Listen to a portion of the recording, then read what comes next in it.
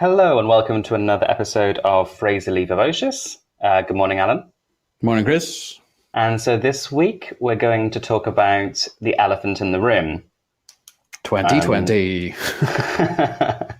Yeah, we've been avoiding COVID-19 in our discussions, and we've been avoiding the online teaching in our discussions. But now the summer has arrived. I can't speak for Alan, but I'm certainly reflecting on the lessons that I've learned and maybe things that have worked, things that I'll sort of take with me back to the physical classroom as and when I'm allowed to go back to it, but also things that I would carry on doing were I to carry on teaching online. Are you in a similar kind of reflective phase, Alan? Not yet. I think I was, and I think I probably will be again, but I have a TESOL master's dissertation to do over my summer, so I don't get a summer. But I have been avoiding using computers like the plague, says the man who used to work in IT and is going to be editing a podcast. But yeah. Do you want to start by talking about sort of some of the platforms that we've been using? Yeah, so I think since we record a podcast online, we've sort of used different platforms anyway, but to teach is a lot different. I'm kind of enjoying the fact that Skype died a death, and even though that used to be a verb, it's now long gone. I did use Whereby and still do for one-to-ones, which is very useful because it's just a free web page. There's no installation needed. Jitsi for more groups, JITSI.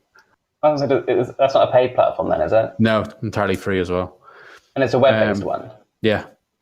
Huh. In the web browser, and then but you can have groups on that, and you can save the recordings to a Dropbox file. It saves the Dropbox account straight away, so it's quite good to have. It's quite good to have just a Dropbox account solely for your Jitsi things if you want to record anything. Then we had Webex. We had Zoom until Zoom made their 40-minute time limit disappear if you email them from a school account. So we used that for a while. And then we just moved towards, it was Google Meet after that because it just worked and it was free and everybody had a Google account. Plus we weren't strictly using Google Classrooms, but we were using Google Docs and accounts there. So easy enough. We used a combination of things.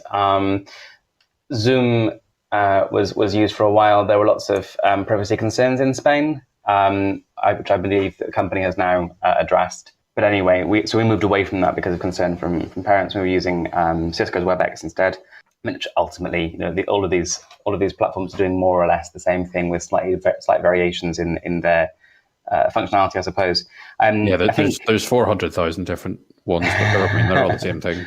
Skipping ahead, I think it's amazing that we had a way to continue basically to connect with our students, see their faces, hear their voices, and vice versa, and be able to share stuff. So I don't really think that the specific tools themselves were the important thing. It was the facility that they offered in terms of being able to have the live video and synchronous classes, basically. There's a lot of debate online that I saw about synchronous, asynchronous teaching. I get that there's arguments on both sides, but I think for me, just as a person, there was a lot of value to having that in my life, the synchronous teaching. There were lots of changes. Students dropped out because of ill health, because of lack of work, etc. But having that ability to connect with my students, and especially here in Madrid, where we were literally locked down, in the sense of, no, that's the wrong use of the word literally, especially here in Madrid, where our lockdown meant that we could only leave the house for sort of medical or food related reasons, or work if you absolutely had to leave the house for work, meant that I was leaving for sort of half an hour once a week.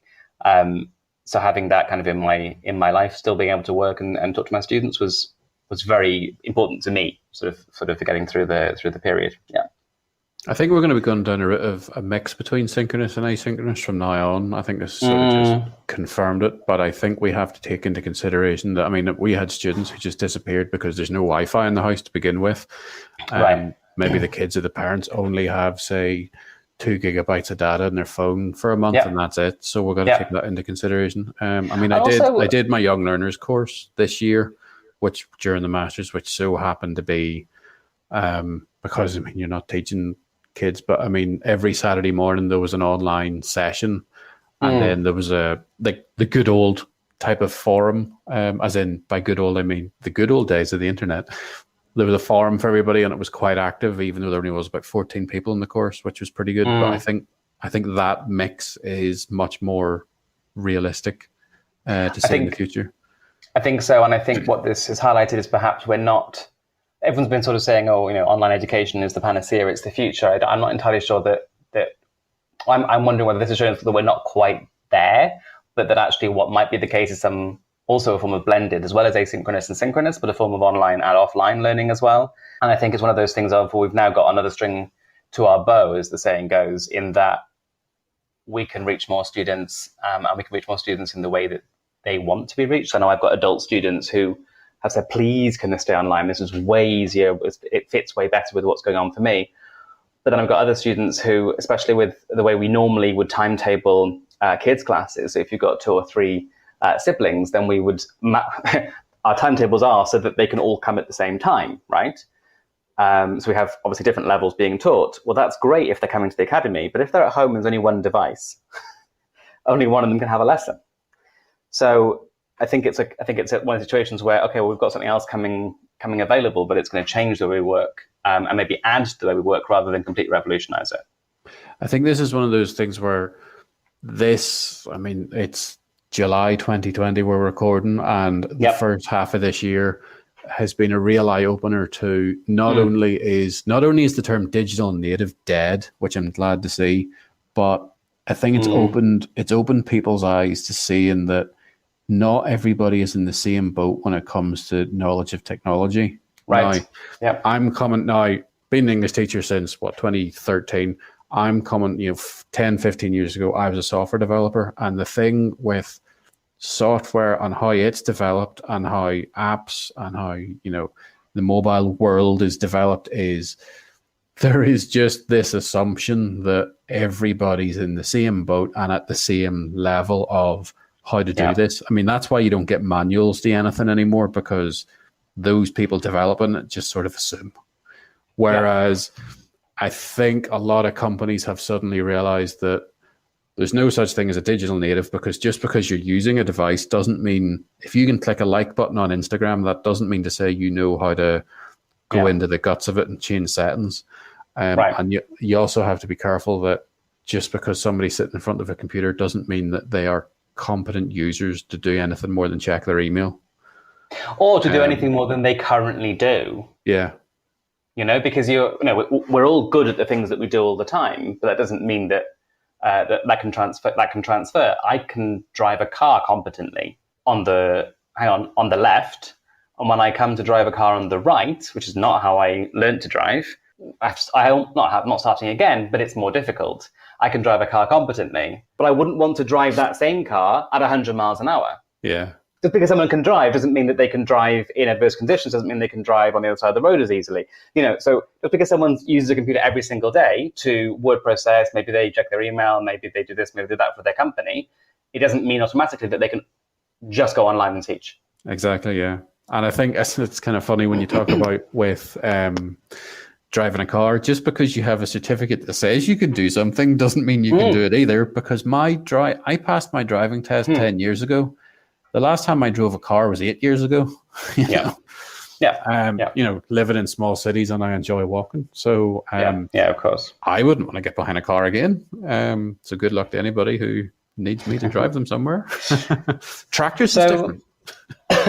So we've also got I think there are certainly benefits that came from teaching online using virtual learning environments. I liked having a virtual learning environment where we had a sort of online space where students could post messages asynchronously. So that's what we were just talking about. They could upload homework. They could see each other's homework. They could comment each other's homework. They could like each other's homework, with a little like button.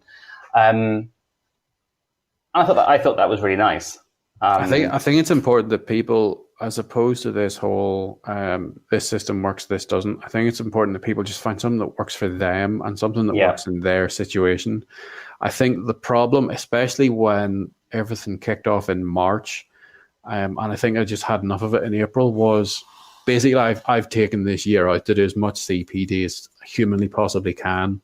But when the pandemic and lockdown started to sweep across Europe, I did everything in my power to be as little on my computer as humanly possible, because very, very quickly I get sick and tired of. I mean, there is amazing webinars out there with a lot of the exam boards, a lot of the publishers.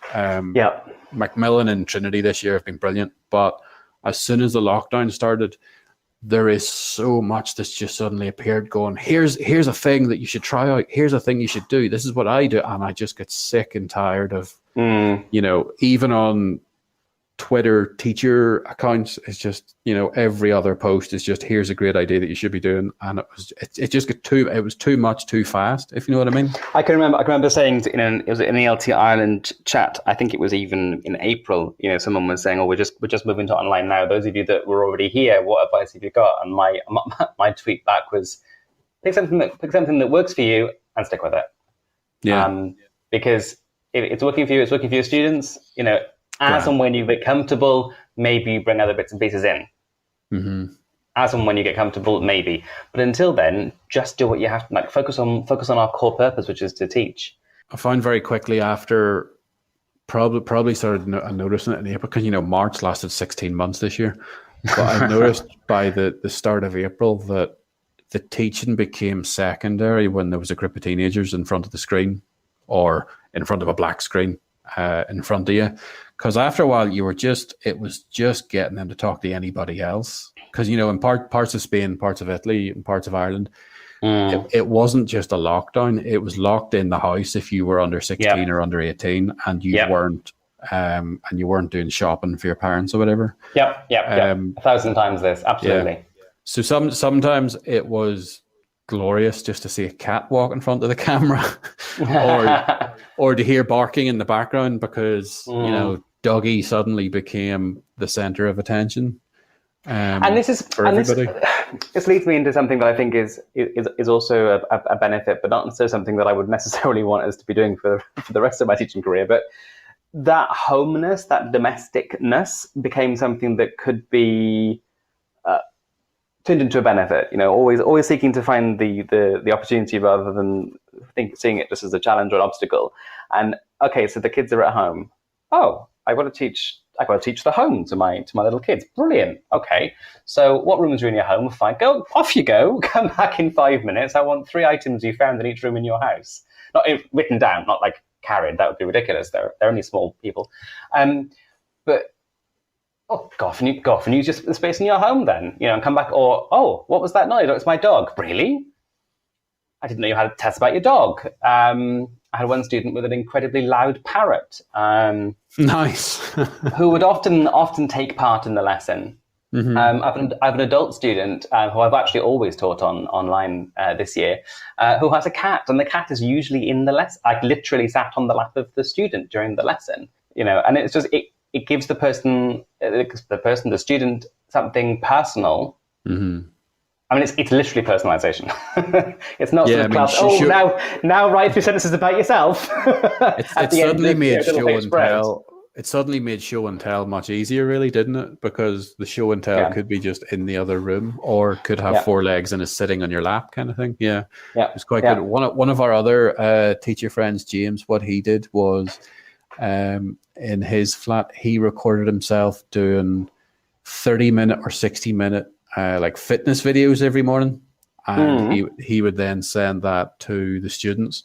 Really? Quite good. So he was doing it freely available on YouTube. I'm not going to link it, but you can certainly find it. So it was him and his sister doing like circuit training and exercises in English for his students while they were locked down as well, which was love the idea. Cool. Yeah, love the idea.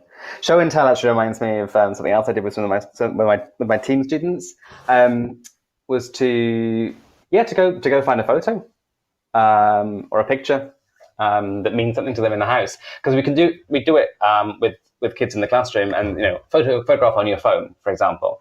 But this was really cool because they could go and find a framed photograph in like in their bedroom or in the lounge of their house, whatever. So it was something that they or their family actually valued as an image. Okay, so who's in the picture? What's going on? And then they would recall the memory of that photograph being taken, situating their learning with them. Yeah, it's different, and it's making the most of a bad situation, really. Yeah, absolutely. Yeah. Another thing about online that I wanted to bring up was the specific benefits to the online environment, whereby things like chat boxes, things like shared whiteboards, which obviously can be done in the classroom with mini whiteboards, but there's something that the digital or the online brings that's not quite there. So, going through a multiple choice exercise, is getting the students to type in the chat box their ABC or their D at the same time was good for getting responses. Also, the fact that they could if you set it up in the right way, they can privately talk to you as the teacher. And I found that's something you can't replicate in the classroom because the other students can see you speaking to the teacher and they can hear the conversation. But, I get little comments from students that were like, I really don't get this, but can you explain it here? Don't make this a thing.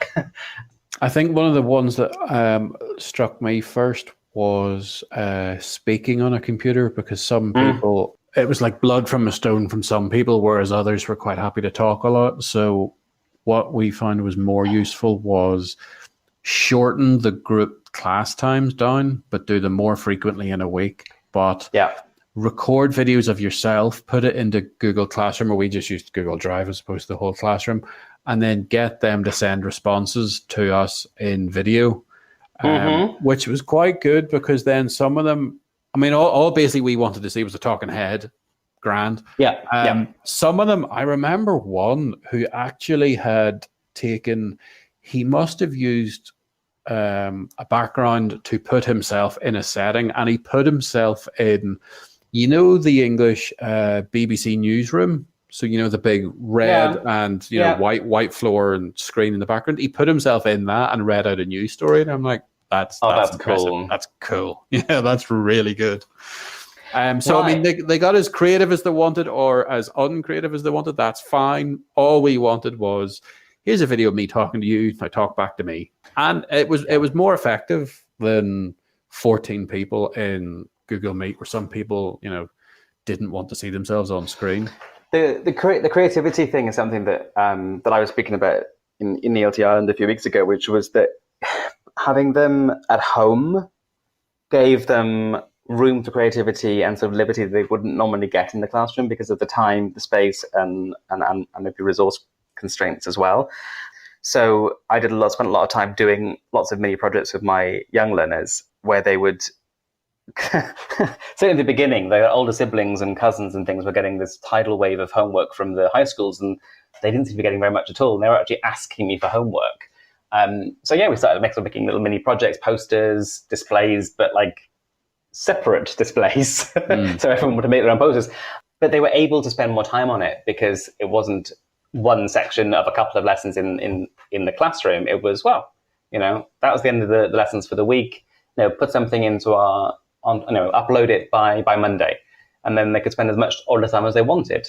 And given that they weren't going to school, given that they couldn't go outside, they had plenty of time to fill. And some of them produced some amazing things. So again, a benefit that we maybe weren't expecting. And to pick up on your point about speaking, I found that it's a lot more difficult to do the discussion stuff online when they're looking at a screen of 6, 7, 8, 9, 10 squares. Doing discussion tasks is much, much more difficult.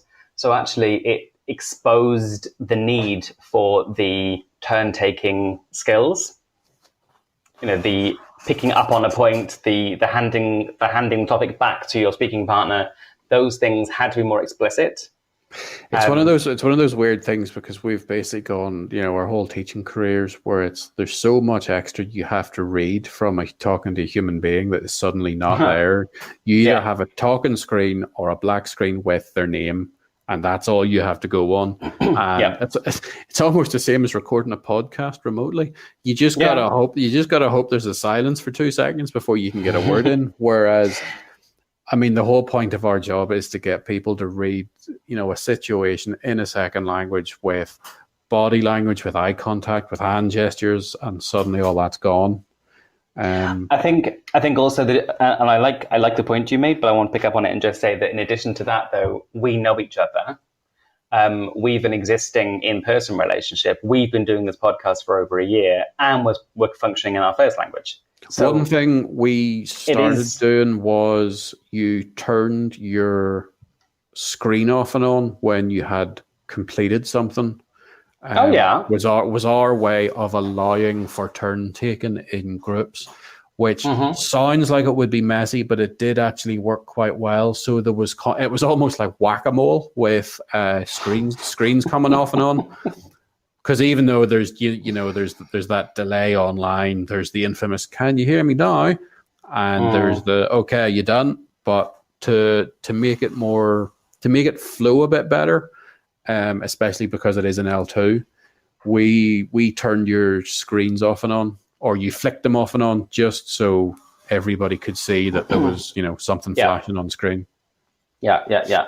I think your "Can you hear me now?" thing is interesting as well, because that was, I'm sure I speak for most of us, was desperately frustrating at the very beginning, and then it became routinized, like everything does, right? So the beginning of a lesson, I would just do a very quick sort of audio-visual check with the students as sort of part of my hello. You always do a hello, how are you sort of things, but actually, hello, how are you? Can you hear me okay? Great. Next person. Oh, right, I can't. No, you need to move your microphone. That's better. Now I've got you. And it just became part of that routine.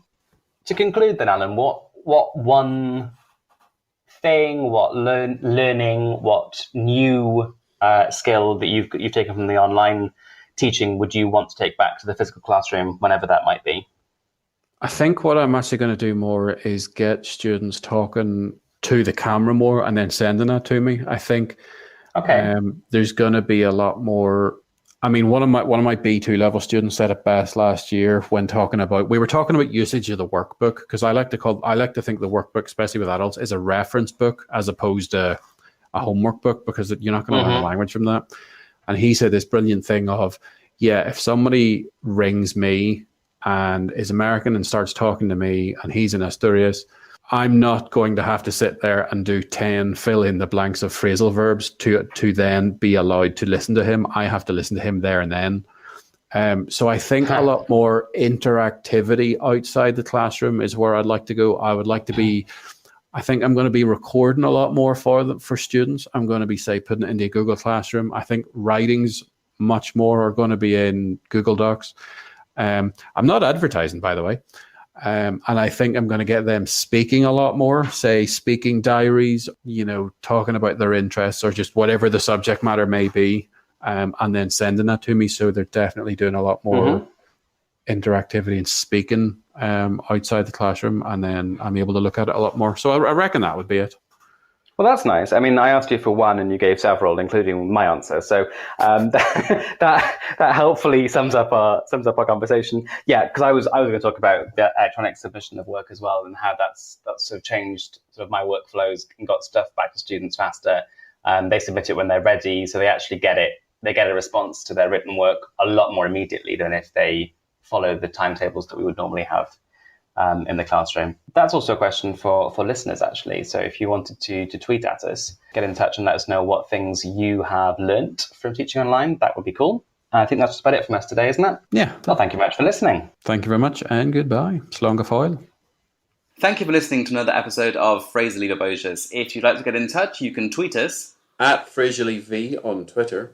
You can email us phrasallyverbocious@gmail.com. You can check out our show notes online at phrasallyverbociouspodcast.blogspot.com. And please like, review and comment us on your podcast subscription service of choice.